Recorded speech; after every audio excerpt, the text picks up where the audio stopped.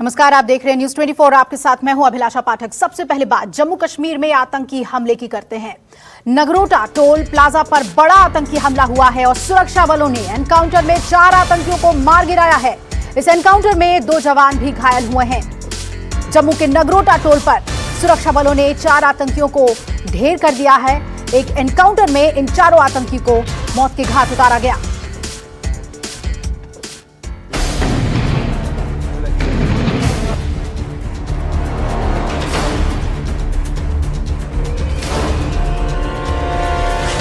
कश्मीर में सुरक्षा बलों ने एक बार फिर आतंकी साजिश नाकाम कर दी है।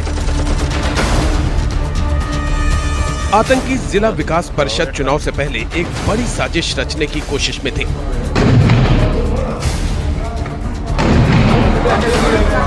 लेकिन सुरक्षा बलों की चौकसी ने उनके नापाक इरादों को नाकाम कर दिया।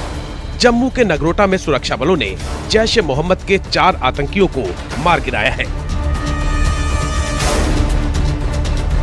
चारों आतंकी पाकिस्तान के थे और ट्रक में गोला बारूद लेकर जम्मू से श्रीनगर जाने की कोशिश कर रहे थे। एक बार फिर पाकिस्तान की नापाक साजिश का पर्दाफाश हुआ है। पाकिस्तान की ओर से भेजे गए 4 आतंकियों को सुरक्षा बलों ने आज सुबह मौत के घाट उतार दिया। ये चारों जैश ए मोहम्मद के आतंकी थे जो कि बीती रात अंतर्राष्ट्रीय सीमा से घुसपैठ कर इस इलाके में आए थे। लेकिन आपको बता दें कि नगरोटा के बन टोल प्लाजा में जिस जगह पर हम खड़े हैं, ये नगरोटा के इलाका है। ठीक इस जगह से कुछ ही दूरी पर 4 आतंकी जो है ट्रक में सवार होकर आते हैं जो कि जैश ए मोहम्मद के थे। चारों आतंकियों को जब सुरक्षा बलों की ओर से रोका जाता है, आतंकी सुरक्षा बलों पर फायरिंग करते हैं, लेकिन जवाबी फायरिंग में चारों आतंकियों का खात्मा सुरक्षा बलों ने चंद ही मिनटों में कर दिया। दरअसल सुरक्षा बलों को सांबा से नगरोटा टोल प्लाजा की ओर 4 आतंकवादियों के मूवमेंट की खबर मिली थी। सुरक्षा बलों ने नगरोटा स्थित बन टोल प्लाजा पर उन्हें रोका और सरेंडर करने के लिए कहा। आतंकियों ने सरेंडर करने के बजाय हमला कर दिया। जवाबी कार्रवाई में सुरक्षा बलों ने ट्रक को ही उड़ा दिया। ट्रक में एक के बाद एक हुए 6 धमाकों ने आतंकियों का काम तमाम कर दिया।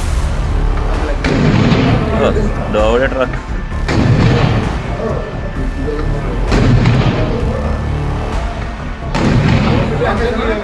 और ये देखिए यहाँ पर आप सामने तस्वीरों में देखिए अभी भी पूरे इलाके को यहाँ पर सैनिटाइज किया जा रहा है। ये देखिए इस जगह पर आपको सामने दीवार दिखेगी, किस कदर जो दीवार है वो छलनी हो चुकी है। काफी ज्यादा फायरिंग जो है वो सुरक्षा बलों की ओर से की गई है और आतंकियों ने भी काफी ज्यादा फायरिंग की है। और लेकिन किस कदर मुंह तोड़ जवाब चंद घंटों में हमारे सुरक्षा बलों ने आतंकियों को दिया है। और लगातार कायर पाकिस्तान की ओर से LOC हो या अंतर्राष्ट्रीय सीमा हो, लगातार कायर पाकिस्तान की ओर से सीजफायर का उल्लंघन किया जा रहा है। लगातार सोर्सेज को जानकारी मिल रही थी कि पाकिस्तान जो है आतंकियों को भारतीय सीमा में घुसपैठ करवाने की कोशिश कर सकता है, ऐसा उसने किया। लेकिन ये देखिए समय रहते किस कदर हमारे सुरक्षा बलों ने आतंकी वारदात को कैसे यहाँ पर मुंह तोड़ जवाब दिया है। फिलहाल पूरे इलाके की घेराबंदी कर दी गई है। जम्मू श्रीनगर हाईवे पर सुरक्षा बढ़ा दी गई है। आतंकियों के पास से भारी मात्रा में गोला बारूद समेत 11 AK-47 राइफल बरामद की गई है। एनकाउंटर में 2 जवानों के भी घायल होने की खबर है। ये देखिए भारी मात्रा में आतंकियों से गोला बारूद हथियार बरामद हुए और ये देखिए कितनी ज्यादा संख्या में आतंकी अपने साथ असला बारूद लाए थे। अगर आतंकी अपने नापाक मंसूबों में कामयाब हो जाते तो अंदाजा लगा लिए किस कदर वो आतंक की वारदात को अंजाम दे सकते थे। लेकिन इस जगह पर ये जो नगरोटा का बन टोल प्लाजा है, इस जगह पर आज सुबह करीब 5 बजे 4 जैश ए मोहम्मद के आतंकी जो है इस ट्रक में सवार होकर आते हैं। ट्रक आप सामने देख सकते हैं, पूरी तरह से ट्रक जो है खचाखच भरा हुआ था। जब सुरक्षा बल के जवान जो यहाँ पर मौजूद थे उन्हें रोकते हैं, आतंकियों की ओर से फायरिंग की जाती है, ग्रेनेड दागे जाते हैं सुरक्षा बलों पर। जवाबी कार्रवाई सुरक्षा बल करते हैं और ये देखिए किस कदर जो है आतंकी का खात्मा हुआ है। और आतंकी अपने सामान आतंक का कितना ज्यादा सामान लाए थे ये आप देखिए, अंदाजा लगा लीजिए कि कितनी ज्यादा संख्या में हथियार गोला बारूद आतंकी अपने साथ लाए थे। जम्मू कश्मीर के DGP दिलबाग सिंह के मुताबिक जैश के 4 आतंकियों ने बुधवार रात सांबा में अंतर्राष्ट्रीय सीमा से घुसपैठ की थी। दिलबाग सिंह ने न्यूज 24 से एक्सक्लूसिव बातचीत में पूरी घटना की जानकारी दी। ट्रक में बोर्ड करके कश्मीर की तरफ जा रहे थे। रास्ते में जब चेकिंग के दौरान इनको रोका गया, ट्रक को चेकिंग करने के लिए पुलिस की पार्टी आगे बढ़ी, तो आगे बढ़ते ही इन्होंने ग्रेनेड अंदर से डाला, जिससे पता चल गया कि इसके अंदर आतंकी छुपे हुए हैं। पुलिस पार्टी ने पोजीशन अपने ली और ट्रक को अपने घेरे में रखा। उसके बाद गोलीबारी शुरू हुई और गोलीबारी चलती रही काफी लंबा अरसा। सीनियर ऑफिसर भी सब मौके पर पहुंच गए पुलिस की तरफ से। बाद में CRP और आर्मी ने भी ज्वाइन किया। IG विजय कुमार ने बताया कि जम्मू पुलिस के पास आतंकियों के मूवमेंट की पूरी जानकारी थी। उन्हें श्रीनगर पहुंचने से पहले ही मार गिराया गया।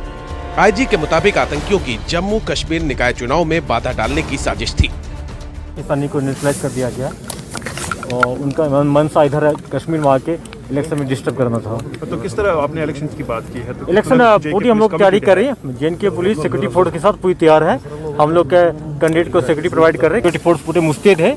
आप देखे होंगे पिछले बार का LOC में फायरिंग हुई थी और प्रयास यही था पाकिस्तान का कि इन्फिल्ट्रेट कराने के लिए, लेकिन हमारी सिक्योरिटी फोर्स आ रही पूरी तैयार है उसको न्यूट्रलाइज करने के लिए।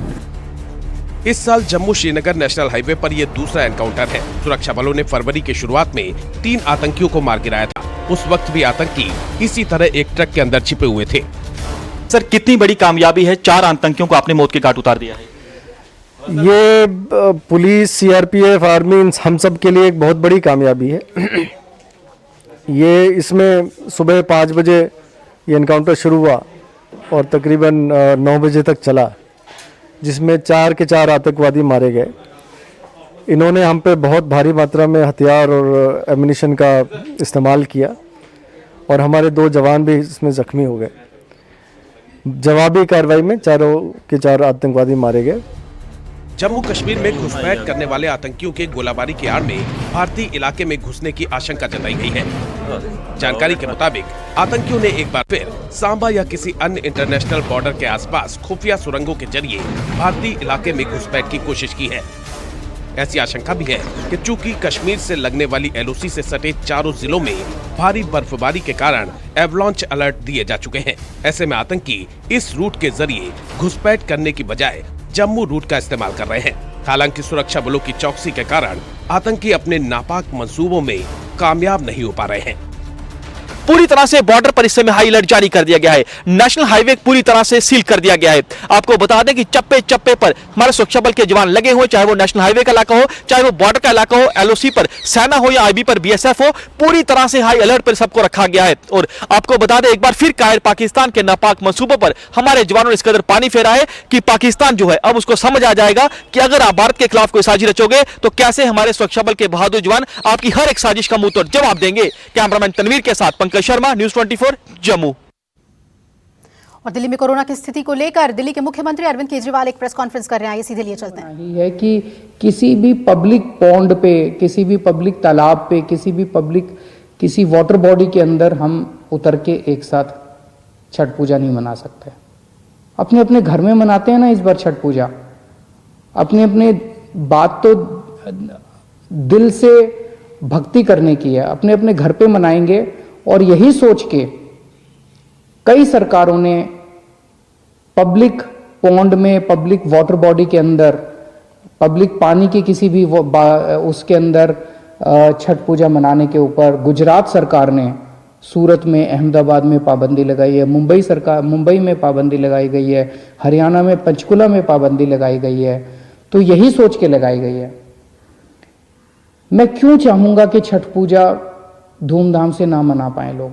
हम क्यों चाहेंगे? हम तो चाहते हैं कि सब लोग धूमधाम से मनाएं। जब से हमारी सरकार बनी है, दिल्ली के अंदर छठ पूजा मनाने के लिए कितनी तैयारियां करते हैं। सरकार कितनी तैयारियां करती है, सरकार कितना बजट देती है छठ पूजा की तैयारियां करने के लिए।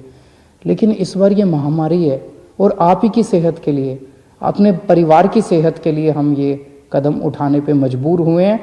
छठ पूजा मनाएं, अपने अपने घर पे मनाएं। बाहर एक साथ किसी भी तालाब या किसी भी ऐसी वाटर बॉडी में एक साथ ना उतरें, क्योंकि अगर हम उतरे तो सबको एक साथ कोरोना हो सकता है। और मेरी फिर से विनती है, छठ पूजा बहुत पवित्र त्योहार है। कोरोना बहुत बड़ी महामारी है, इस पे राजनीति मत कीजिए। आज की डेट में दिल्ली में 7,461 बेड, लगभग 7,500 बेड अभी अवेलेबल हैं। दिल्ली सरकार के अस्पतालों में, केंद्र सरकार के अस्पतालों में, प्राइवेट अस्पतालों में मिला के 7,461 बेड अवेलेबल हैं। लगभग 446 ICU अभी अवेलेबल हैं। 450 के करीब मोटा मोटा मान लेते हैं ICU अवेलेबल है। और सरकार ने आज कुछ अहम निर्णय लिए हैं बेड, कोरोना के बेड बढ़ाने के लिए और ICU बेड्स बढ़ाने के लिए। अभी पिछले हफ्ते हम लोगों ने कोर्ट की इजाज़त के बाद लगभग 30-32 अस्पतालों के 80% आईसीयू बेड्स हमने कोरोना के लिए चिन्हित कर दिए थे। अब ये ऑर्डर आज दिल्ली के सभी प्राइवेट अस्पतालों के ऊपर लागू किए जा रहा है कि दिल्ली के सभी प्राइवेट अस्पतालों के 80% आईसीयू बेड्स कोरोना के लिए रिजर्व किए जा रहे हैं। इससे हमें उम्मीद है कि लगभग 300 से 400 और बेड्स प्राइवेट अस्पतालों के अंदर उपलब्ध हो जाएंगे। जो नॉर्मल बेड्स हैं, नॉन आईसीयू बेड्स हैं, आईसीयू के अलावा जो दूसरे बेड्स हैं, वो अभी तक 50% बेड्स प्राइवेट अस्पतालों में कोरोना के लिए रिजर्व थे। अब इनको बढ़ा के 60% बेड्स को कोरोना के लिए कुछ दिनों के लिए रिजर्व किया जा रहा है, जब तक ये महामारी पीक चल रही है। उसी तरह से जितनी नॉन क्रिटिकल प्लान्ड सर्जरीज हैं, जैसे आपको टॉन्सिल है, मान लीजिए टॉन्सिल का ऑपरेशन कराना है, डॉक्टर ने कल की डेट दे रखी है, लेकिन वो टॉन्सिल का तो ऑपरेशन अगले महीने भी हो सकता है, कोई क्रिटिकल नहीं है। इसी तरह से कई सारी सर्जरीज होती हैं जिनको क्या कहा जाता है, प्लान्ड सर्जरीज। क्रिटिकल नहीं होती, 2 महीने बाद हो जाए, महीने बाद हो जाए, कोई फर्क नहीं पड़ता। ऐसी non critical surgeries, non critical planned surgeries को कुछ दिन के लिए पोस्टपोन करने के लिए सभी अस्पतालों को कहा जा रहा है। और जैसा मैंने कल कहा था कि आईसीयू बेड्स में दिल्ली सरकार अपने अस्पतालों के अंदर 663 बेड्स की और व्यवस्था, नए बेड्स की व्यवस्था कर रही है, और केंद्र सरकार ने 750 आईसीयू बेड्स देने का आश्वासन दिया है। दोनों मिला के मुझे लगता है 1413 और नए आईसीयू बेड्स, केंद्र सरकार के और दिल्ली सरकार के मिला के 1413 और नए आईसीयू बेड्स इससे उपलब्ध हो जाएंगे। मैं अपने सभी डॉक्टर्स का और कर्मचारियों का शुक्रिया अदा करना चाहता हूं, उनको सैल्यूट करना चाहता हूं। उन्होंने जिस तरह से न केवल मेहनत की है, उन्होंने सूझबूझ के साथ जिस तरह से दिल्ली के अंदर कोरोना का मैनेजमेंट किया है, ऐसा मैनेजमेंट दुनिया के बड़े बड़े देशों में और दुनिया के बड़े बड़े शहरों में नहीं देखा गया। जिस तरह से हमारे दिल्ली के डॉक्टर्स ने और कर्मचारियों ने जिस तरह का शानदार मैनेजमेंट किया है। मैं आपको एक छोटा सा उदाहरण देता हूं। न्यूयॉर्क के अंदर, न्यूयॉर्क अमेरिका में है, अमेरिका कितना एडवांस्ड देश है। न्यूयॉर्क के अंदर 6 अप्रैल को उनकी पीक आई थी। 6 अप्रैल को उनके 6353 केस थे। उस दिन 6353 केसों में उनकी 575 लोगों की मौत हुई थी। और जो वीडियो आ रहे थे वहां से कि कॉरिडोर में पेशेंट्स पड़े हुए हैं, बेड्स अवेलेबल नहीं है, अस्पताल के बाहर सड़क के ऊपर पेशेंट सब पड़े हुए हैं, वेट कर रहे हैं कि जब बेड खाली होंगे तो हम अंदर अस्पताल के अंदर जाएंगे। बुरा हाल था चारों तरफ, और इतनी डेथ हो रही थी, बॉडीज एक दूसरे के ऊपर पड़ी हुई थी।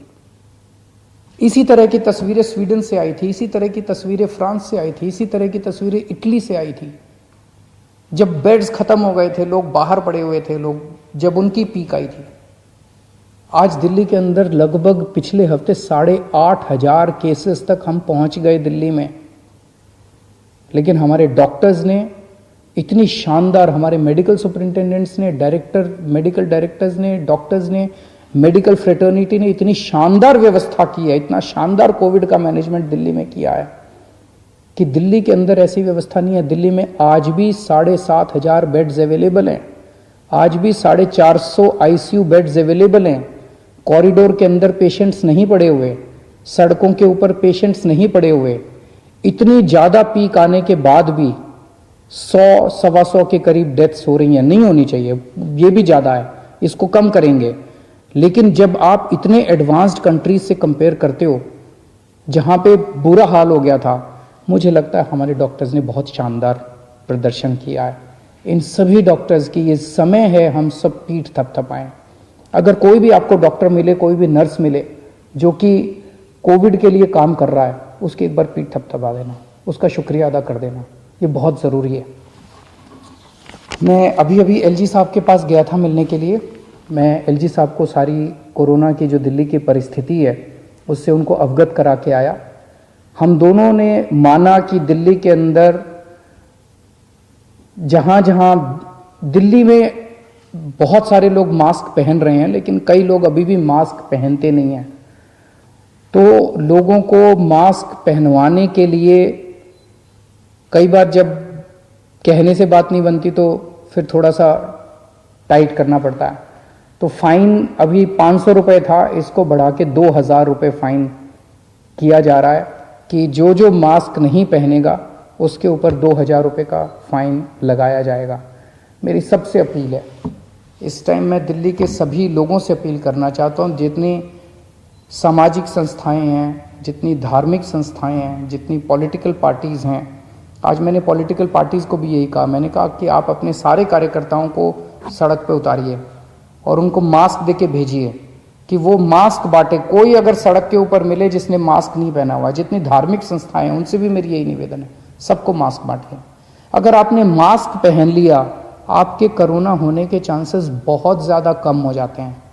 तो मेरी सभी संस्थाओं से, धार्मिक संस्थाओं से, सामाजिक संस्थाओं से, पॉलिटिकल पार्टी से सबसे निवेदन है कि अपने अपने कार्यकर्ताओं को मास्क देके सड़क पे उतारिए कि वो मास्क सबको बांटे कि सब लोग मास्क जरूर पहने।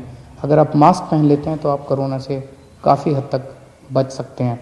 और अगर आप किसी को मास्क पहना देते हैं तो आप ये सोचिएगा कि उसको कोरोना से बचाने का आपको पुण्य हो गया। एक आदमी को आपने कोरोना होने से बचा लिया, इस बात का आपको पुण्य हो गया, इस बात का आपको सुकून मिल सकता है। नमस्कार। और दिल्ली के मुख्यमंत्री अरविंद केजरीवाल को सुन रहे थे आप। उन्होंने कहा कि ये मजबूरी है कि हम सार्वजनिक स्थल पर छठ पूजा ना मनाने दें, इस बार घर में ही छठ मनाएं और किसी भी तरह की कोई कमी नहीं रहे, इसके लिए स्वास्थ्य स्तर पर सभी तैयारियां की गई हैं। उन्होंने ये भी बताया कि दिल्ली में बेड्स की कमी नहीं है और आईसीयू बेड्स और बढ़ाए जा रहे हैं। वही मास्क न पहनने वालों पर 2000 का जुर्माना जो लग रहा है उसकी उन्होंने बात कराई और कहा कि पहले 500 रुपये जुर्माना लगता था, लेकिन अब 2000 जुर्माना लगाया जाएगा। यानी मास्क को लेकर बहुत ही सख्त होने वाली है सरकार कि लोग ज्यादा से ज्यादा मास्क पहने।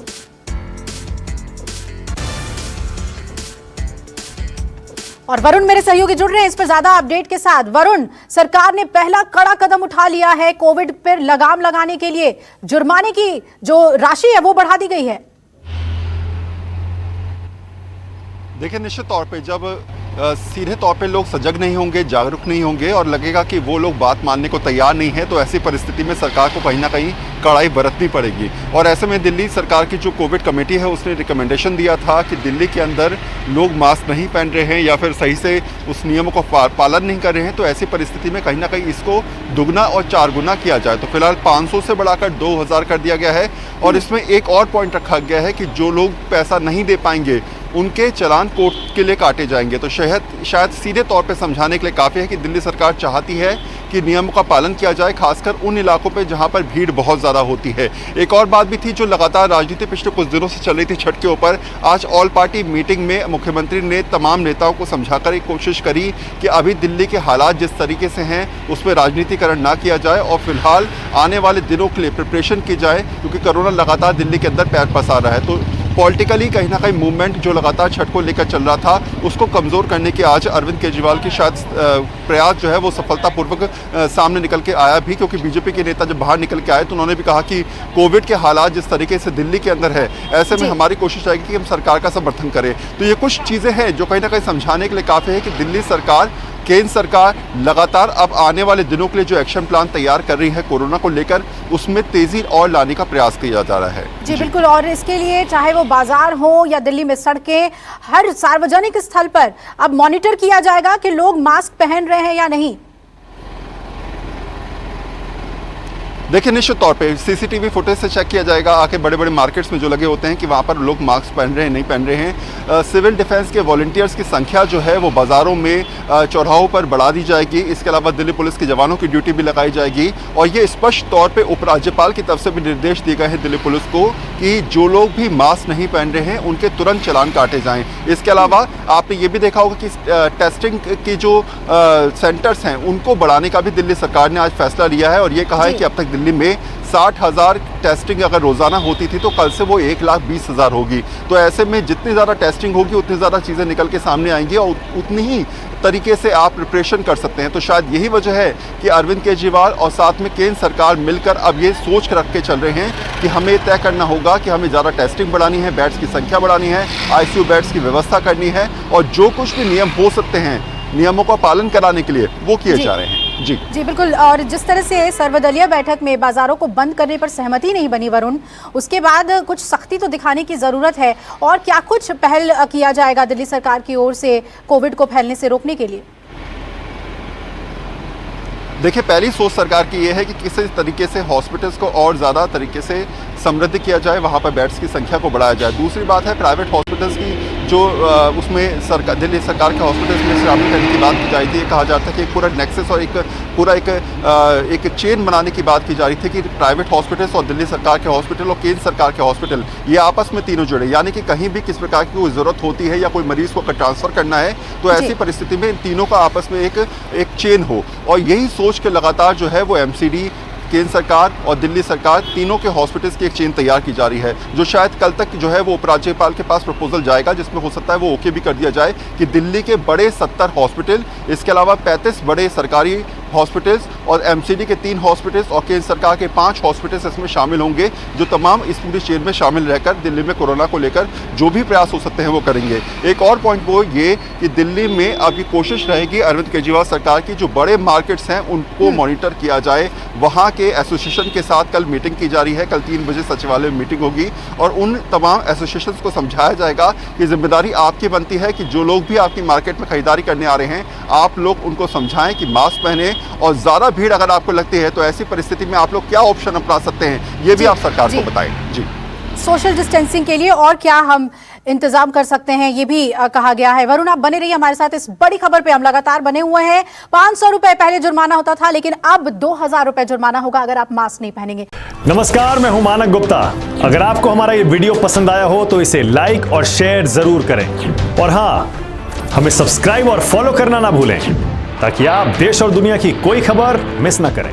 तो जुड़े रहिए हमारे साथ और देखते रहिए News 24।